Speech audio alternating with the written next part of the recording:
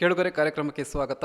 ಈಗ ನಮ್ಮ ಜೊತೆಗಿದ್ದಾರೆ ಡಾಕ್ಟರ್ ಸುಷ್ಮಾ ಪ್ರಶಾಂತ್, ಸಹಾಯಕ ಪ್ರಾಧ್ಯಾಪಕರು, SDM ಆಯುರ್ವೇದ ಕಾಲೇಜು ಆಸ್ಪತ್ರೆ ಹಾಗೂ ಸಂಶೋಧನಾ ಕೇಂದ್ರ, ಉಡುಪಿ. ಕೇಳುಗರೆ, ಇವತ್ತು ಅವರು ನಮಗೆ ಈ ವಯೋಸಹಜ ಕಣ್ಣಿನ ಸಮಸ್ಯೆಗಳು ಮತ್ತೆ ಅದಕ್ಕೆ ಇರುವಂತಹ ಆಯುರ್ವೇದೀಯ ಪರಿಹಾರೋಪಾಯಗಳ ಬಗ್ಗೆ ತಿಳಿಸ್ಕೊಡ್ಲಿಕ್ಕಿದ್ದಾರೆ. ಡಾಕ್ಟರೇ, ಕಾರ್ಯಕ್ರಮಕ್ಕೆ ಸ್ವಾಗತ. ಡಾಕ್ಟರ್, ಈಗ ಕಣ್ಣಿನ ಸಂರಚನೆ ಮತ್ತೆ ಅದು ಯಾಕೆ ಪ್ರಮುಖ ಆಗುತ್ತೆ ಅನ್ನೋದ್ರ ಬಗ್ಗೆ ನಮಗೆ ಮೊದಲೇದಾಗಿ ತಿಳಿಸಿಕೊಡಿ. ಸರ್ವೇಂದ್ರಿಯಾಣಂ ನಯನಂ ಪ್ರಧಾನಂ ಅಂದ್ರೆ ಕಣ್ಣುಗಳು ನಮ್ಮ ಇಂದ್ರಿಯಗಳಲ್ಲಿ ಅತ್ಯಂತ ಶ್ರೇಷ್ಠವಾದ ಹಾಗೂ ಸೂಕ್ಷ್ಮವಾದ ಅಂಗ. ಇವು ಜಗತ್ತನ್ನ ನೋಡುವ ಒಂದು ಕಿಟಕಿಗಳಿದ್ದ ಹಾಗೆ.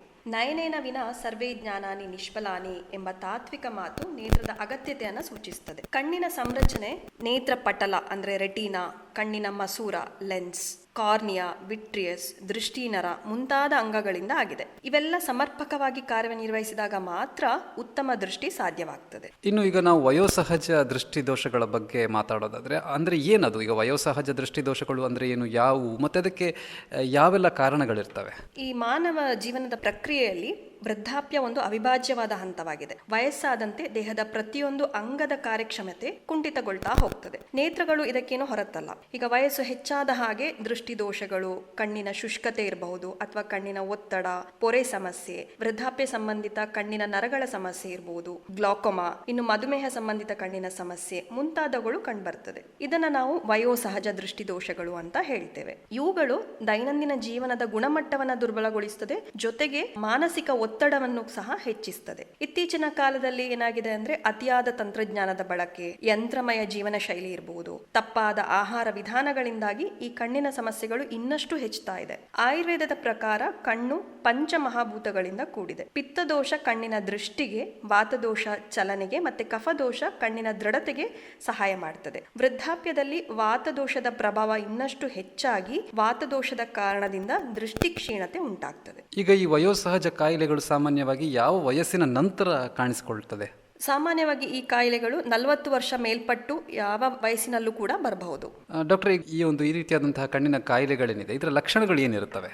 ಈಗ ಡಾಕ್ಟ್ರೇ, ಇತ್ತೀಚೆಗೆ ಕಣ್ಣು ಮಂಜಾಗ್ತಾ ಇದೆ, ದೂರದ ವಸ್ತುಗಳು ಸ್ಪಷ್ಟವಾಗಿ ಕಾಣೋದಿಲ್ಲ, ಕಣ್ಣಿನ ಮುಂದೆ ಪರದೆ ಹಾಕಿದ ಹಾಗೆ ಆಗ್ತದೆ ಅಂತ 60ರಿಂದ 65 ವರ್ಷದ ರೋಗಿ ನೇತ್ರ ವೈದ್ಯರಲ್ಲಿ ಬಂದಾಗ ಹೆಚ್ಚಿನ ಸಂದರ್ಭದಲ್ಲಿ ಅದು ಕಣ್ಣಿನ ಪೊರೆ ಸಮಸ್ಯೆ ಆಗಿರ್ತದೆ. ಇದರಲ್ಲಿ ಕಣ್ಣಿನಲ್ಲಿರುವಂತಹ ನೈಸರ್ಗಿಕ ಮಸೂರ ಅಥವಾ ಲೆನ್ಸ್ ಅಂತ ಹೇಳ್ತೇವೆ, ಅದು ನಿಧಾನವಾಗಿ ಅಪಾರದರ್ಶಕವಾಗ್ತಾ ಬರ್ತದೆ. ಇದು ವಯೋವೃದ್ಧ ಸಂಬಂಧಿತ ಕಣ್ಣಿನ ಸಮಸ್ಯೆಗಳಲ್ಲಿ ಈ ಪೊರೆ ಸಮಸ್ಯೆ ಅತ್ಯಂತ ಸಾಮಾನ್ಯವಾದದ್ದು. ಒಮ್ಮೆಲೆ ಒಂದು ಕಣ್ಣು ಕೆಂಪಾಗುವುದು ಅಥವಾ ಇದ್ದಕ್ಕಿದ್ದಾಗಿ ದೃಷ್ಟಿ ಕಡಿಮೆ ಆಗುವುದು, ವಿಪರೀತವಾದ ಕಣ್ಣಿನ ನೋವು, ತಲೆನೋವು, ಕೆಲವೊಮ್ಮೆ ವಾಂತಿ, ಈ ಲಕ್ಷಣಗಳು ಗ್ಲಾಕೋಮಾ ಕಾಯಿಲೆಯಲ್ಲಿ ಕಂಡುಬರ್ತದೆ. ಇದು 50ರಿಂದ 60 ವರ್ಷಗಳ ಅವಧಿಯಲ್ಲಿ ಬರುವ ಕಣ್ಣಿನ ಸಮಸ್ಯೆ. ಇದನ್ನ ಸೈಲೆಂಟ್ ಟೀಫ್ ಆಫ್ ಐ ಅಂತ ಕರೀತಾರೆ. ಇದು ಅರಿವಾಗದೆ ಬರುವ ಅಂಧತ್ವದ ಪ್ರಮುಖ ಕಾರಣವಾಗಿದೆ. ಇನ್ನು ಕಾಯಿಲೆಗಳ ರಾಜ ಅಂತ ಮಧುಮೇಹ ರೋಗ ಮುಖ್ಯವಾಗಿ ಈ ಕಾಯಿಲೆಗಳ ರಾಜ ಅಂತ ಬಣ್ಣಿಸ್ತಾರೆ. ಈ ಮಧುಮೇಹ ರೋಗ ಮುಖ್ಯವಾಗಿ ಪರಿಣಾಮ ಬೀರುವ ಅಂಗಗಳಲ್ಲಿ ಕಣ್ಣು ಸಹ ಒಂದು. ಇದು ಆಯುರ್ವೇದದಲ್ಲಿ ಮಧುಮೇಹಜನ್ಯ ದೃಷ್ಟಿದೋಷ ಅಥವಾ ಡಯಾಬಿಟಿಕ್ ರೆಟಿನೋಪತಿ ಅಂತ ಹೇಳ್ತಾರೆ. ಅಂದ್ರೆ ಮಧುಮೇಹದಿಂದ ಕಣ್ಣುಗಳ ಆಂತರಿಕ ಭಾಗದ ರೆಟಿನಾ ಮೇಲೆ ಹಾನಿಯಾಗ್ತದೆ. ಮಧುಮೇಹ ನಿಯಂತ್ರಣದಲ್ಲಿ ಇರದಿದ್ರೆ ರಕ್ತನಾಳಗಳು ಹಿಗ್ಗುತ್ತೆ. ಕ್ರಮೇಣ ರೆಟಿನಾದಲ್ಲಿ ಹೊಸ ಅಥವಾ ದುರ್ಬಲ ರಕ್ತನಾಳಗಳು ಉತ್ಪತ್ತಿಯಾಗ್ತದೆ. ಇದರಿಂದ ರೆಟಿನಾದಲ್ಲಿ ರಕ್ತಸ್ರಾವ, ನೇತ್ರದ ಒಳಭಾಗದಲ್ಲಿ ಊತ ಮುಂತಾದವುಗಳು ಸಂಭವಿಸುತ್ತದೆ. ಇದನ್ನು ಡಯಾಬಿಟಿಕ್ ರೆಟಿನೋಪತಿ ಅಂತ ಹೇಳಲಾಗ್ತದೆ. ಇನ್ನು 40 ವರ್ಷಗಳ ನಂತರ ಉಂಟಾಗುವ ಸಮೀಪ ದೃಷ್ಟಿ ಸಮಸ್ಯೆ ಅಂದ್ರೆ ಸಣ್ಣ ಅಕ್ಷರಗಳನ್ನ ಅಥವಾ ವಸ್ತುಗಳನ್ನು ನೋಡಲು ಕಷ್ಟವಾಗುವುದು, ಅದನ್ನ ಪ್ರೆಸ್ಬಯೋಪಿಯಾ ಅಂತ ಹೇಳ್ತಾರೆ. ಇದರಲ್ಲಿ ಏನಾಗ್ತದೆ ಅಂದ್ರೆ ಕಣ್ಣಿನ ಲೆನ್ಸ್ ತನ್ನ ಅಕೊಮಡೇಷನ್ ಪವರ್ ಅನ್ನ ಕಳೆದುಕೊಳ್ತದೆ. ಆಯುರ್ವೇದದ ದೃಷ್ಟಿಕೋನದಿಂದ ಈ ಸ್ಥಿತಿಯನ್ನ ನಾವು ವಯೋಜನಿತ ವಾತದೋಷದ ಪ್ರಭಾವ ಅಂತ ಪರಿಗಣಿಸ್ತೇವೆ. ವಯಸ್ಸು ಹೆಚ್ಚಾದಂತೆ ಕಣ್ಣಿನ ಅಶ್ರು ಉತ್ಪಾದನೆ ಸ್ವಾಭಾವಿಕವಾಗಿ ಕಡಿಮೆ ಆಗ್ತದೆ. ಇದರಿಂದ ಕಣ್ಣು ಒಣಗುವುದು, ಉರಿ, ಬೆಳಕಿಗೆ ಅಸಹನೀಯತೆ, ಗಾಸುಗಟ್ಟಿದಂತೆ, ಮೋಡ ಮುಚ್ಚಿದಂತೆ ಕಾಣುವುದು ಇತ್ಯಾದಿ ಲಕ್ಷಣಗಳು ಕಂಡುಬರುತ್ತದೆ. ಈ ಸ್ಥಿತಿಯನ್ನ ಡ್ರೈ ಐಸ್ ಅಥವಾ ಶುಷ್ಕ ನೇತ್ರತ ಅಂತ ಹೇಳ್ತಾರೆ. ಇವೆಲ್ಲ ವೃದ್ಧಾಪ್ಯ ಸಂಬಂಧಿತ ಕೆಲವು ಸರ್ವೇ ಸಾಮಾನ್ಯವಾದ ಕಣ್ಣಿನ ಸಮಸ್ಯೆಗಳು. ಇನ್ನು ಈ ಎಲ್ಲ ಕಣ್ಣಿನ ಸಮಸ್ಯೆಗಳಿಗೆ ಆಯುರ್ವೇದದಲ್ಲಿ ಚಿಕಿತ್ಸೆ ಇದೆಯಾ?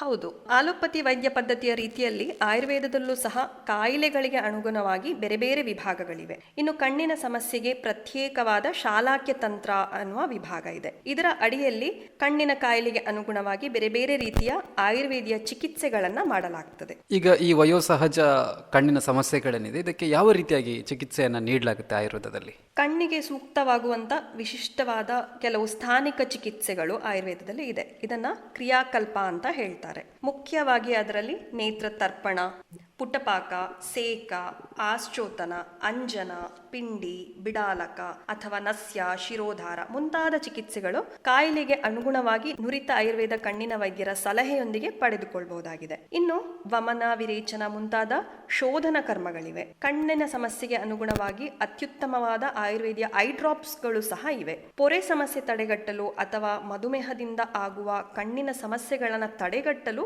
ಕೆಲವು ಪ್ರಾಕೃತಿಕ ದ್ರವ್ಯಗಳಿಂದ ತಯಾರಿಸಿದ ಎಫೆಕ್ಟಿವ್ ಐ ಡ್ರಾಪ್ಸ್ಗಳು ಸಹ ಅಲ್ಲದೆ ವಿವಿಧ ರೀತಿಯ ಆಂತರಿಕ ಔಷಧೋಪಚಾರ ಅಂದ್ರೆ ಇಂಟರ್ನಲ್ ಮೆಡಿಸಿನ್ಸ್ಗಳು ಸಹ ಆಯುರ್ವೇದದಲ್ಲಿ ಇದೆ. ದೃಷ್ಟಿವರ್ಧನೆಗೆ ಮಾತ್ರೆಗಳು, ತುಪ್ಪ, ಕಷಾಯಗಳು ಸಹ ನಮ್ಮ SDM ಆಯುರ್ವೇದ ಆಸ್ಪತ್ರೆ ಉಡುಪಿಯಲ್ಲಿ ಲಭ್ಯವಿದೆ. ಈಗ ಈ ಕಣ್ಣಿನ ತಪಾಸಣೆಯ ಬಗ್ಗೆ ಹೇಳೋದಾದ್ರೆ ಯಾವೆಲ್ಲ ಪರೀಕ್ಷಾ ವಿಧಾನಗಳನ್ನ ಆಯುರ್ವೇದದಲ್ಲಿ ಹೇಳಲಾಗುತ್ತೆ ಮತ್ತೆ ಅದನ್ನ ಯಾವಾಗ ಮಾಡಿಸ್ಕೊಳ್ಬೇಕಾಗತ್ತೆ?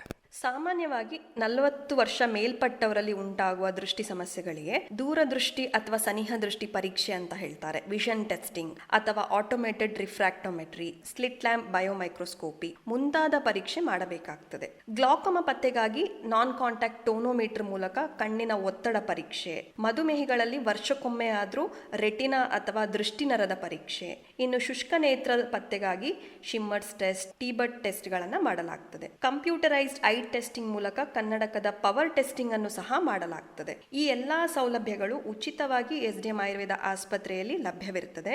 ಜನಸಾಮಾನ್ಯರು ಇದರ ಸದುಪಯೋಗವನ್ನ ಪಡೆದುಕೊಳ್ಳಬಹುದಾಗಿದೆ. ಈ ವಯೋಸಹಜ ಕಣ್ಣಿನ ಸಮಸ್ಯೆಗಳನ್ನ ತಡೆಗಟ್ಟಬೇಕಾದ್ರೆ ಆಯುರ್ವೇದದಲ್ಲಿ ಏನೆಲ್ಲ ಕ್ರಮಗಳನ್ನು ಹೇಳಲಾಗಿದೆ? ಬಹುತೇಕ ಜನರು ಏನ್ ಮಾಡ್ತಾರೆ, ಕಣ್ಣಿನ ಸಮಸ್ಯೆ ಬಂದಾಗಷ್ಟೇ ವೈದ್ಯರ ಬಳಿ ಹೋಗ್ತಾರೆ. ಆಯುರ್ವೇದದಲ್ಲಿ ಕಣ್ಣಿನ ಸ್ವಾಸ್ಥ್ಯಕ್ಕೆ ಬೇರೆ ಬೇರೆ ರೀತಿಯ ದಿನಚರ್ಯ, ಋತುಚರ್ಯ ಮುಂತಾದ ಪರಿಪಾಲನೆಗಳ ಉಲ್ಲೇಖ ಮಾಡಿದ್ದಾರೆ. ಇನ್ನು ದಿನಚರ್ಯಗಳಲ್ಲಿ ನೇತ್ರ ಪ್ರಕ್ಷಾಲನ ಅಂದ್ರೆ ಬಾಯಿಯಲ್ಲಿ ಬೆಚ್ಚಗಿನ ನೀರನ್ನ ತುಂಬಿಸಿಟ್ಕೊಂಡು ಅದರ ಜೊತೆಯಲ್ಲೇ ಕಣ್ಣಿಗೆ ನೀರನ್ನ ಸಿಂಪಡಿಸೋದ್ರಿಂದ ಕಣ್ಣಿನ ದೃಷ್ಟಿ ಬಲಗೊಳ್ಳುತ್ತದೆ. ಇನ್ನು ಉಷಾ ಜಲಪಾನ, ನಾಸಾಪಾನ, ನಿತ್ಯ ನಸ್ಯ, ಅಂಜನ ಪ್ರಯೋಗಗಳು, ಪಾದಭ್ಯಂಗ, ಶಿರೋ ಅಭ್ಯಂಗಗಳಿಂದ ಕಣ್ಣಿನ ದೃಷ್ಟಿ ವೃದ್ಧಿಸುತ್ತದೆ. ಆಯುರ್ವೇದದಲ್ಲಿ ತ್ರಯೋಪಸ್ತಂಭ ಅಂತ ಹೇಳ್ತಾರೆ, ಅಂದ್ರೆ ಆಹಾರ, ನಿದ್ರಾ, ಬ್ರಹ್ಮಚರ್ಯ ಇವುಗಳ ನಿಯಮಿತವಾದ ಪಾಲನೆ, ತ್ರಾಟಕ, ಪ್ರಾಣಾಯಾಮ, ಯೋಗ ಅಭ್ಯಾಸಗಳು ಅಥವಾ ನೈಮಿತ್ತಿಕ ರಸಾಯನ, ಆಚಾರ ರಸಾಯನ ಪ್ರಯೋಗ ಇವೆಲ್ಲವೂ ಕೂಡ ಕಣ್ಣಿಗೆ ಸಹಕಾರಿಯಾಗಿವೆ. ಇನ್ನು ಪಥ್ಯಗಳ ಬಗ್ಗೆ ಹೇಳೋದಾದ್ರೆ ದಿನನಿತ್ಯದ ಆಹಾರದಲ್ಲಿ ಬಾಳೆಹಣ್ಣು, ತುಪ್ಪ, ಹಾಲು, ಹೆಸರುಕಾಳು, ಷಷ್ಟಿಕಶಾಲಿ, ಸೊಪ್ಪು, ತರಕಾರಿ, ಹಾಗಲಕಾಯಿ, ನುಗ್ಗೆಕಾಯಿ, ಕ್ಯಾರೆಟ್ ಮುಂತಾದ ಕೇಸರಿ ಬಣ್ಣದ ತರಕಾರಿ ಹಣ್ಣುಗಳನ್ನು ಹೆಚ್ಚು ಸೇವಿಸುವುದರಿಂದ, ಅಂದ್ರೆ ಇದು ವೈಟಮಿನ್ ಎ ಅನ್ನು ಹೆಚ್ಚು ಹೊಂದಿರುತ್ತದೆ. ಈ ಪದಾರ್ಥಗಳು ಇವುಗಳ ಸೇವನೆ ಕಣ್ಣಿನ ಆರೋಗ್ಯಕ್ಕೆ ಸಹಕಾರಿಯಾಗಿವೆ. ಅಪತ್ಯ ಆಹಾರ ಅಂತ ಹೇಳಿದ್ರೆ ಹೆಚ್ಚು ಉಪ್ಪನ್ನು ಸೇವಿಸುವುದು, ಉಪ್ಪಿನಕಾಯಿ ಅಥವಾ ಎಣ್ಣೆಯಲ್ಲಿ ಕರಿದ ಪದಾರ್ಥ, ಒಣ ಆಹಾರ, ಅತಿಯಾದ ಖಾರ ಪದಾರ್ಥಗಳು ಕಣ್ಣಿಗೆ ಹಾನಿ ಮಾಡ್ತವೆ.